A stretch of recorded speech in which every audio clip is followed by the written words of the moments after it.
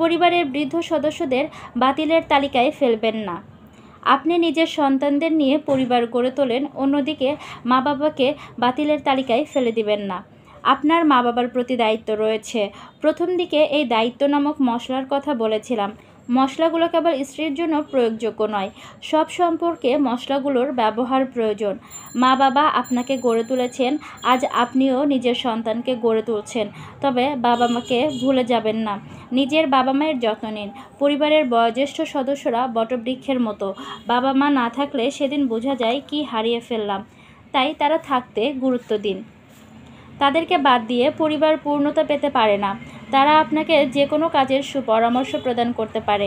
আপনি নিজের বাবা মায়ের সাথে যেমন আচরণ করবেন, কাল আপনার সন্তান আপনার সাথে একই আচরণ করবে।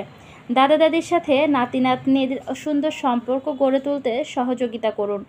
এক ব্যক্তি তার 12 বছরের ছেলেকে নিয়ে নিজের বাবা মাকে বৃদ্ধাশ্রমে রাখতে যাচ্ছিল। পথের মধ্যে সন্তান বাবাকে জিজ্ঞেস করলো, কেন দাদা দাদিকে তাদের সাথে রাখছে না? বাবা উত্তরে বলেন, তাদের বয়স হয়েছে, নিজেদের সাথে রাখলে খরচ বেশি হবে। তখন 12 বছরের সন্তান বলল, ঠিক আছে বাবা, তোমারও বয়স হয়ে গেলে আমি তোমাকে বৃদ্ধাশ্রমে রেখে আসব। আমারও সংসার হবে, তোমাকে সাথে রাখলে খরচ বাড়বে। অন্য একটি পরিবারে স্ত্রী এসে স্বামীকে বলতে লাগলো, তোমার মায়ের কথায় আর কত উঠবোস করবা?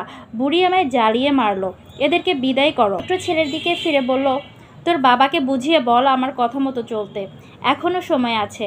তোর দাদা দাদিকে বাড়ি থেকে বের করে দিতে বল।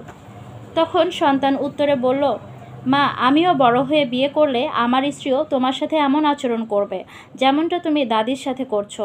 তখন আমিও স্ত্রীর কথা শুনে তোমাকে বাড়ি থেকে বের করে দিব। একটা পরিবারে পূর্ণতা আসে 3 প্রজন্মের বসবাসে। আপনি নিজের স্বামীর থেকে তার মা বাবাকে ছিন্ন করার কোনো অধিকার রাখেন না। দায়িত্ব, সেবা, যত্ন নামক যে মশলাগুলো দিয়ে স্বামীর সাথে সুসম্পর্ক গড়ে তুললেন, তা সব সম্পর্কের জন্য ব্যবহার করুন। সুখী পরিবার গড়ে উঠবে। নিজের শ্বশুর শাশুড়িকে বাড়ি থেকে তাড়ালে আপনার সন্তান দাদা দাদির আদর যত্ন থেকে বঞ্চিত হবে। এতে আপনারই লস। আপনার স্বামী মাহারা হবে। একদিন আপনার সন্তানকেও অন্য নারী আপনার কাছ থেকে কেড়ে নেবে। আপনিও বার্ধক্যে নাতি নাতনিদের সাথে প্রাণবন্ত সময় কাটানো থেকে বঞ্চিত হতে পারেন। মনে রাখবেন, কর্মফল বলে একটা কথা আছে।